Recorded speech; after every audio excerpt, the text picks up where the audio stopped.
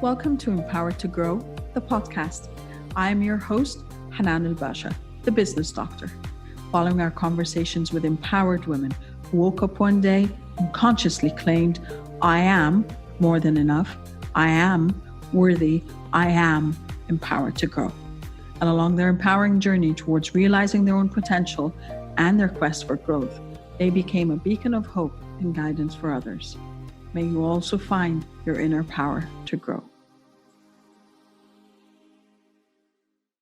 Hello, everyone. Welcome to a new episode of Empowered to Grow. This is your host, Hanan and Basha.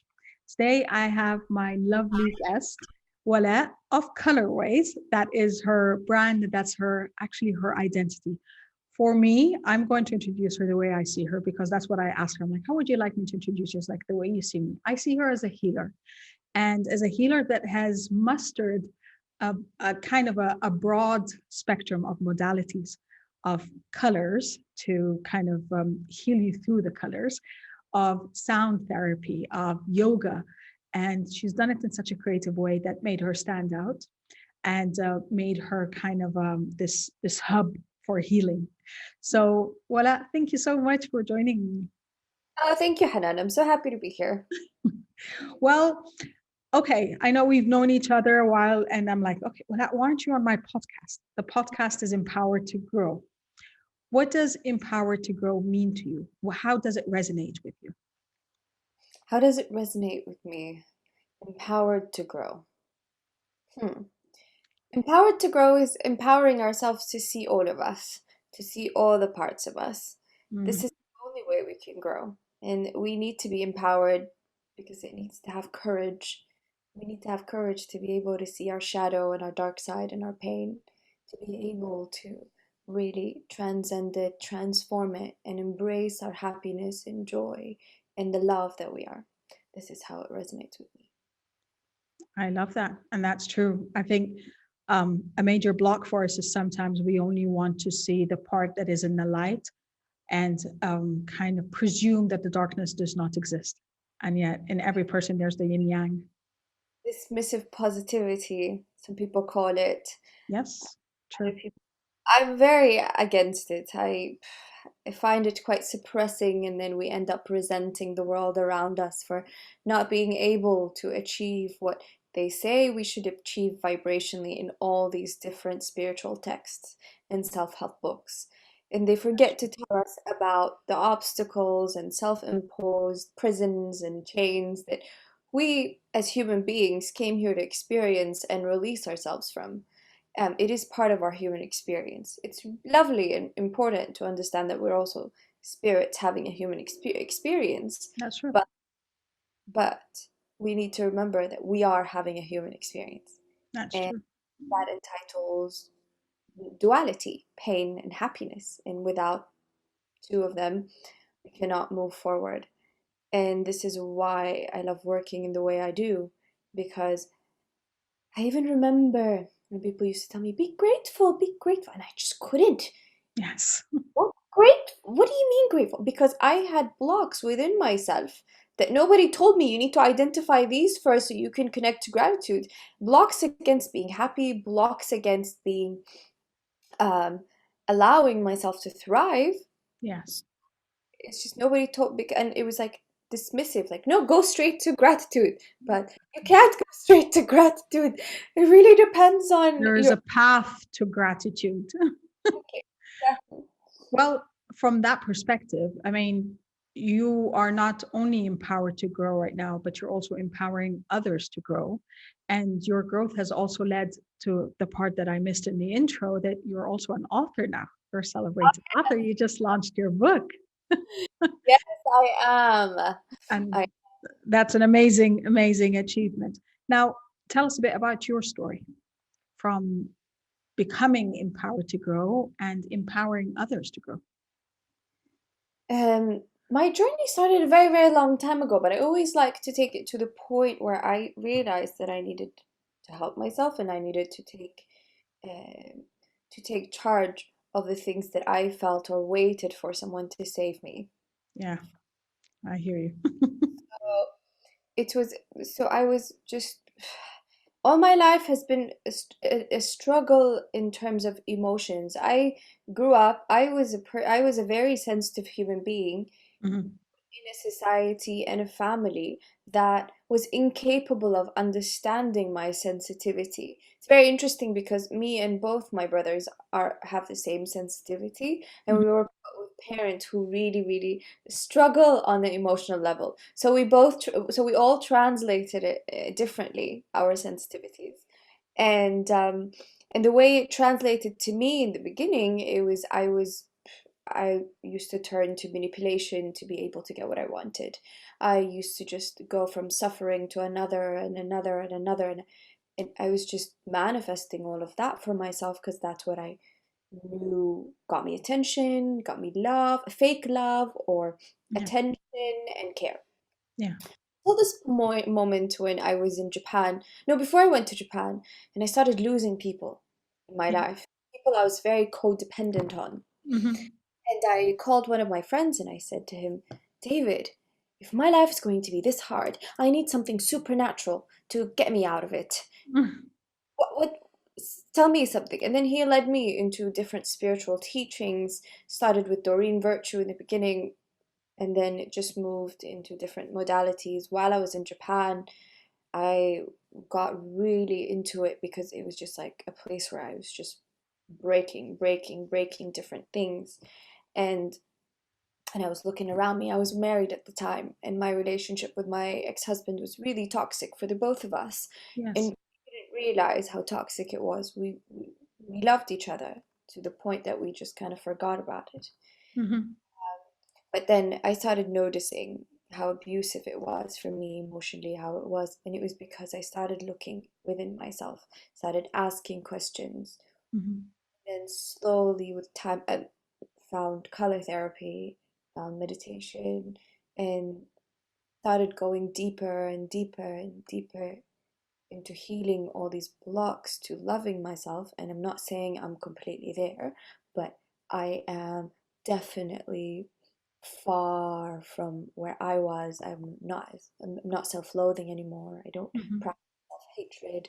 I am more compassionate with myself and my pain, and I'm able to acknowledge a lot of different things. And then once I did that and I started creating the life that I wanted and I dreamt of, and life that I never thought that I could ever have, Yeah. I wanted to do it for other people. So I was like, you know what? I can do this. Let me empower you to do the same. Yeah. And I've been doing this for the last 8 years now. It's very interesting to think about the amount of time. Yes. And I just love it. We do it through one-on-one sessions. We do it through different color circles and yeah, different ways. And it's just Yeah. beautiful. And I love that because I think Dean Graziosi, who's a success coach, talks about that a lot, and Tony Robbins as well. Is like transforming your mess into a message. And as you said, it's first realizing that there's something within you that you want to work on healing and work on growing and literally transform the relationship with yourself, and then looking outwards like, hang on a second, I can do that for others. I can support them along their journey because I've acquired enough knowledge and experience to be able to pour outward now. Yeah, Yeah. So definitely. from where you stand now, then what advice would you impart on your 19-year-old self? Oh, my 19-year-old self. Yep. Do what you're doing because the mess that you're creating is gonna bring you here. Um, that's the advice I would give her. Be kinder to yourself and understand that these experiences are just part of that will get they'll get you somewhere. They'll get you to where you dream of. Just remember that voice inside. Don't dismiss it. Yeah. Well, that's exactly. I think that's part of our conditioning too, is we shush the voice inside and we shush our intuition. Just it's kind of not there anymore. So the other end of the spectrum, from a time capsule, what would you like your 90-year-old self to thank you for today? Um, my 19-year-old self. I always, when I did think about like growing older, I always wanted to be this cool grandma, Mm-hmm. have like a cool apartment in Florence somewhere with a big house, and I'm always hosting these fun parties for everybody, like something that's really wild. Oh, I love that. You know, these kind of parties that people look forward to because they can dress however they want, they can be whatever they want, they can become whatever they want, and these parties that are full of stories and enchanted, experiences and all of this. And so I think my 90-year-old would thank me thank me for keeping that dream. I'm And going to thank you for that dream when I'm 90 as well, because I'll be attending those. I'll plan to attend your parties. yeah, I've always felt that that's what I wanted to do. That's what I wanted to become. I wanted to create this space for people to just, be themselves, be who they are, and be as quirky and yeah, and just enjoy their times being as weird and supernatural as everybody is. So, in essence, you are thanking yourself for holding on to your free spirit. Oh yeah. Well, I love that. Okay, so you're on a stage and you're talking to tens of thousands of women, and the topic is about being empowered to grow. What would be that last message you leave them with? It is that um, you're not responsible to what happened to you as a child, but you are responsible for healing it as an adult for yourself. So you can take charge of your life because as women, every single one of us has a lot to give to the world Mm-hmm. in terms of transformation and love and compassion. Because if you look around you, every woman in this room Yeah. would have an idea, have a passion that comes from a place of creating a more compassionate, loving world. And I think that's worth working for. Absolutely love that. And that is my belief system. You know that. And that's, I think, how we resonate a lot with each other, is just because no matter who we are all unique and we're all special and we all have a message to share with the world. Yes. We're all destined to make the world a better place by existing in it. Especially as women. I feel very strongly about this woman message because men have had their chance, and they are allowed much more opportunities than us Yes, in history. And now it's our time to create more things to balance that masculine energy that needs our balance, that's true. that needs us as women. Enough resentment, enough wounds for women. Yes. Well, we work and we hope and we keep at it. And I know we will witness it shifting one woman at a time. I believe we are already. That's true. So, where can our viewers and listeners find you in virtual space? Oh, they can find me on www.color-ways.com. American spelling for color. So, Without the U, the Americans have omitted the extra letters.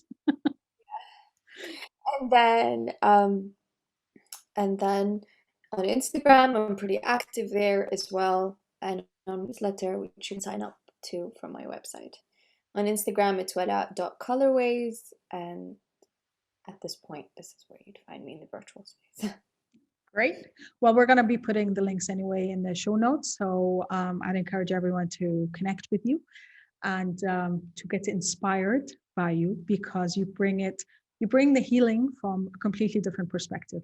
And I remember when I first attended one of the, was it color therapy yoga sessions? It was like, whoa, I like this.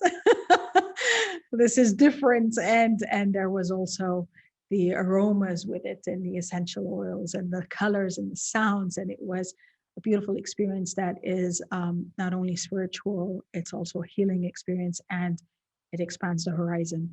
And I know that you put in a lot of effort to prepare for every session in the same manner. Yeah, and I because I truly believe that we don't transform through only spirit or energy. It's a whole system that we need to work with. So when we're stimulating different senses, sound, touch, smell, we're stimulating different parts of our body that will help us release different things and be more empowered. I really like to think of my sessions as purge sessions now. It's just like we just go there, 90 Yeah. minutes, purge it all out, and then come out, get good sleep, and Fresh. you're fresh. Exactly. Well, thank you so much for sharing your energy with me today. Thank you for having me. Well, as what I just put it, it's our responsibility to heal, and it's our responsibility to purge whatever is intoxicating us from within. This is not something that someone can come and do it on our behalf. And if you don't take responsibility, someone else will, and it's not going to be in your favor. Thank you so much for joining us today. I wish you love, abundance, and prosperity. We'll see you next time. Bye. Thank you for listening to the Empowered to Grow podcast. For further engagement with a tribe of empowered women, join my Facebook group, Empowered to Grow, or visit my website, www.hananalbasha.com. I'll catch you on the next episode. And until then, know that empowered you empowers others. Love, abundance, and prosperity to you all.